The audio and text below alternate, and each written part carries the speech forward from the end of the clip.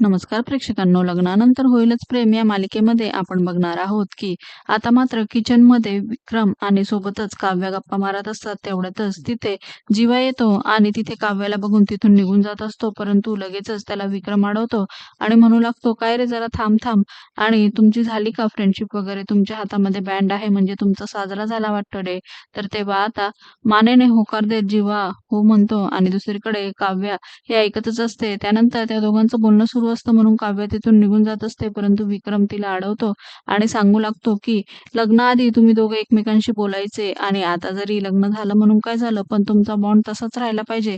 तुम्ही दोघांनी पण एकमेकांना फ्रेंडशिप बँड बांधलं पाहिजे." तेव्हा मात्र आता दोघेही नकार देतात. परंतु विक्रम ऐकत नाही आणि हट्टाने मात्र फ्रेंडशिप बँड घेऊन येतो. येणाऱ्या भागांमध्ये आपण बघणार आहोत, की आता विक्रम मात्र काव्य आणि जीवाला एकमेकांना फ्रेंडशिप बँड बांधण्यासाठी आग्रह करतो.